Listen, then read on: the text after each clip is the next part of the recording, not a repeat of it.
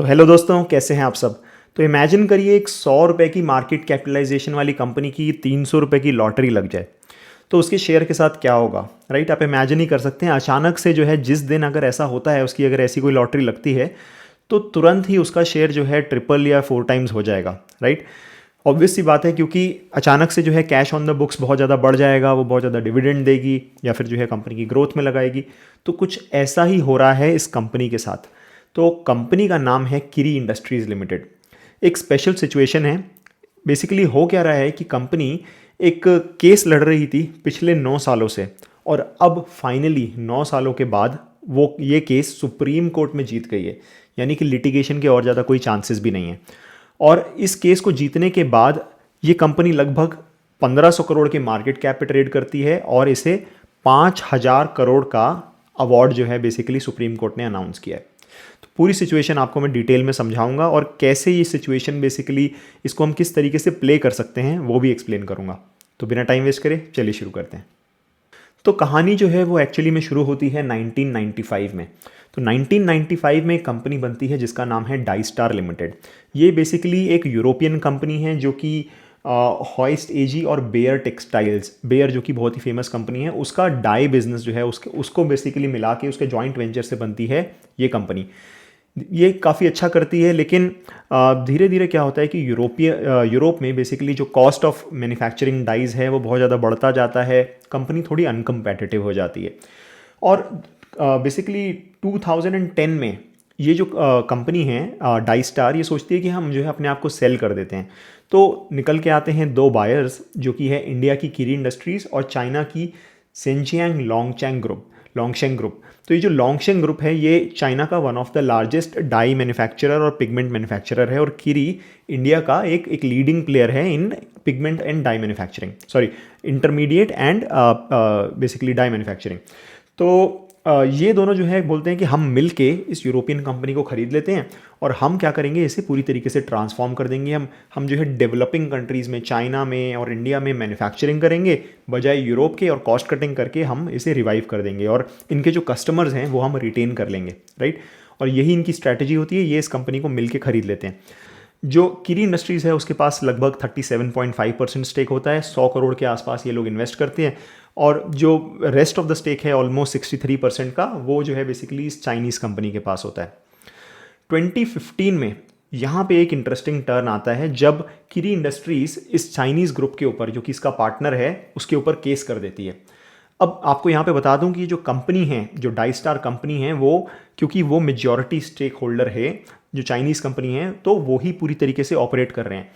किरी इंडस्ट्रीज़ के लोग बोर्ड में तो मौजूद हैं, लेकिन वो basically day to day operation में उनका कोई भी से नहीं है। तो ये लोग जो है चाइनीज़ कंपनी पे इल्ज़ाम लगाते हैं, बोलते हैं कि भाई इन्होंने क्या किया कि हम जो R&D कर रहे थे पिछले कई सालों से, जो हम पेटेंट्स फाइल कर रहे थे, उन पेटेंट्स का मिसयूज़ हुआ है। इस चाइनीज़ कंपनी ने क्या किया कि उन पेटेंट्स को लेके, जो कि इस जॉइंट वेंचर में हो रहे हैं, यानी कि एक मिल के इन्होंने कंपनी बनाई है, उस कंपनी में R&D हो रही है, और उसका जो पेटेंट है वो ये लोग अपनी पर्सनल कंपनी में यूज़ कर रहे हैं। सैंडा ग्रुप बेसिकली एक है, इनकी सब्सिडरी है लोंगशेंग ग्रुप की, वो इसका जो है प्राइमरी पार्टनर है। तो सैंडा ग्रुप अपने पर्सनल कंपनी में जो है इन पेटेंट्स का यूज़ कर रहा है, और इसलिए उन्होंने बोला कि ये एक माइनॉरिटी ऑपरेशन का केस है और हमें कंपनसेशन चाहिए। ये SICC करके एक सिंगापुर का इंटरनेशनल कोर्ट है जो कि आर्बिट्रेशन के लिए यूज़ होता है, वहाँ पे लोग जो है केस फाइल करते हैं।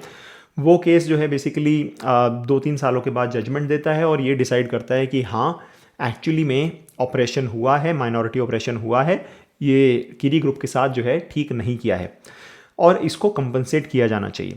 और फाइनली इनका फैसला ये आता है कि बेसिकली जो ये चाइनीज़ कंपनी है वो जो इंडियन कंपनी का, यानी किरी इंडस्ट्रीज़ का 37.5% स्टेक है, वो खरीद लेगी। उसे खरीदना होगा एट द वैल्यूएशन जो कि एक इंडिपेंडेंट वैल्यूअर जो है वो डिटरमाइन करेगा।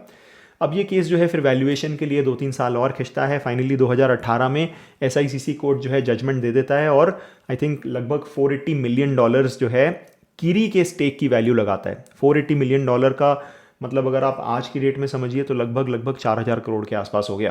राइट, तो ये 1500 करोड़ की कंपनी, और इसे 4000, ये बोला जाता है चाइनीज़ कंपनी को कि आप 4000 करोड़ रुपए अप्रॉक्सीमेटली दीजिए इस इंडियन कंपनी को, और इनका 37.5% स्टेक अक्वायर करिए। ये बात है 2018 की। अब मैं आपको दिखाता हूँ शेयर के साथ क्या हुआ। तो शेयर के साथ भी एक सिमिलर ही चीज़ हुई है। जब भी ये जजमेंट आते हैं, जब भी कोई जजमेंट आता है तो शेयर अचानक से ऊपर भाग जाता है, और जैसे ही जो है लिटिगेशन और ज़्यादा आगे प्रोसीड होती है तो ये लगता है कि नहीं अभी तो पैसा नहीं मिलने वाला है, और वापस से जो है शेयर गिर जाता है। तो अब देखिए 2019 में ये वापस 609 गया था, फिर वापस जो है गिर के लगभग 230-240 रुपये पे आ गया।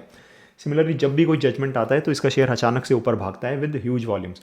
तो फाइनली अब हुआ क्या कि चाइनीज़ कंपनी ने जो मैटर है वो सुप्रीम कोर्ट तक ले गई, यानी कि सिंगापुर के सुप्रीम कोर्ट तक।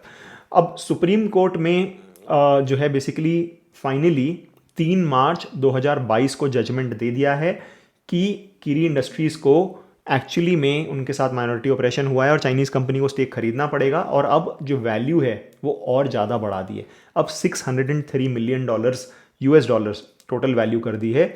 इसमें बेसिकली 2 चीज़ें हैं। एक तो ये है कि जो वैल्यू निकाली है उस स्टेक की वो है, प्लस इतने सालों तक जो आपने पेटेंट यूज़ करा है उसकी रॉयल्टी फीस है, प्लस कुछ और पेनल्टीज़ हैं। ये सब मिला के $603 मिलियन बेसिकली इनको कंपनसेट किया जाएगा इनके स्टेक के बदले में। तो यहाँ पे आप ये सोच रहे होंगे कि भाई अगर सब कुछ इतना ही अच्छा है, सुप्रीम कोर्ट ने जजमेंट दे दिया है, 5,000 करोड़ मिलने वाला है, तो फिर इसका जो शेयर है वो क्यों नहीं परफॉर्म कर रहा है, शेयर जो है वो इतना स्टेगनेंट क्यों है। तो हो क्या रहा है कि जब भी कोई पॉजिटिव जजमेंट आता है तो शेयर 20-30% ऊपर हो जाता है, और जैसे ही बेसिकली फाइन और ज़्यादा लिटिगेशन बढ़ जाता है तो ये शेयर वापस से गिर जाता है। ये चीज़ पिछले 4-5 सालों से हो रही है। देखिए यहाँ पे आप शेयर देख सकते हैं कि पिछले इतने सालों से क्या हो रहा है कि शेयर लगभग 2017 से ऑलमोस्ट स्टेगनेंट है, 300 से 600 रुपये के बीच में घूमता रहता है। जब भी बेसिकली जजमेंट आता है तो शेयर ऊपर भाग जाता है। जैसे यहाँ पे एक जजमेंट आया था 2019 में, यहाँ पे एक जजमेंट आया था 2018 में, और बेसिकली अभी रिसेंटली जो है जजमेंट आया है तो शेयर ने आई थिंक 10% का या 15-20% का अपर सर्किट लगाया था। तो जब भी कोई जजमेंट आता है शेयर ऊपर जाता है, लेकिन कुछ ना कुछ लिटिगेशन और ज़्यादा बढ़ जाती है। अब मार्केट जो है वो स्केप्टिकल है। मार्केट को ये लग रहा है कि भाई ये जो पैसा है 5,000 करोड़ वो एक्चुअली में मिलने वाला नहीं है, ये लिटिगेशन अभी और ज़्यादा खींचेगा। और वो कैसे खींचेगा, मार्केट को ये लग रहा है कि बेसिकली जो चाइनीज़ कंपनी है वो कंटेम्प्ट ऑफ कोर्ट करेगी। कंटेम्प्ट ऑफ कोर्ट का मतलब ये है कि जजमेंट को फॉलो नहीं करेगी, ये जो है बेसिकली पैसा नहीं देगी, और इसीलिए ये जो पैसा निकलवाने के लिए चाइनीज़ कंपनी से इन्हें और ज़्यादा कोर्ट में लड़ाई लड़नी पड़ेगी। ऐसा करने पर बेसिकली चाइनीज़ कंपनी बेसिकली जो अगर मैं इनकी कॉन कॉल सुनूँ तो ये किरी इंडस्ट्रीज़ बोलते हैं कि प्रीवियस केसेस में क्या हुआ है कि जब भी कंटेम्प्ट ऑफ कोर्ट हुआ है तो खासकर सिंगापुर कोर्ट ने उसे बहुत ज़्यादा सीरियसली लिया है, क्योंकि वो एक बहुत ही ज़्यादा स्ट्रिक्ट कोर्ट माना जाता है वर्ल्ड वाइड, और बहुत ज़्यादा फास्ट भी माना जाता है। तो ऐसे में जो किरी इंडस्ट्रीज़ है वो ये बोल रही है कि भाई ये कोर्ट क्या करेगा, इन्होंने 21 दिनों का नोटिस दिया है चाइनीज़ कंपनी को कि आपको 21 दिन के अंदर अंदर पेमेंट करना है। अब वो पेमेंट इन्हें लग रहा है कि मोस्ट लाइकली वो लोग नहीं करेंगे।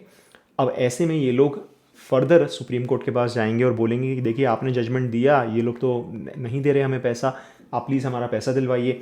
और जहाँ तक है फर्दर एक्शन ये होगा कि वो इस कंपनी को, यानी कि जो ये जॉइंट वेंचर है डाइस्टार को, उसे ओपन मार्केट में ऑक्शन करा के बेच दिया जाएगा, और उसका जो पैसा आएगा उससे किरी को इनका जो वैल्यूएशन मिली है लगभग 600 मिलियन की, वो इन्हें उतना स्टेक मिलेगा, और रेस्ट ऑफ द मनी जो कि बचेगी वो जाएगी डाइस्टार के पास।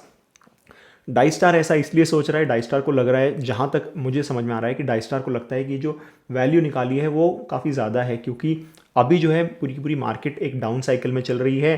कंपनी के पास यानी डाइस्टार के पास इतना ज़्यादा कैश नहीं है कि वो अक्वायर कर सकें। लॉन्गशिंग के पास डेफिनेटली है, लेकिन उनके पास भी अगर इतना ज़्यादा वो पैसा खर्च करेंगे तो उनकी बैलेंस शीट भी थोड़ी और स्ट्रेच्ड हो जाएगी। और एक और रीज़न है कि आज की डेट में इंडिया चाइना रिलेशन भी कोई बहुत अच्छे नहीं चल रहे हैं, राइट। तो इंडियन कंपनीज़ बहुत ज़्यादा चाइनीज़ कंपनी के ऊपर बहुत ज़्यादा रिस्ट्रिक्शंस लगा रही हैं हर चीज़ में।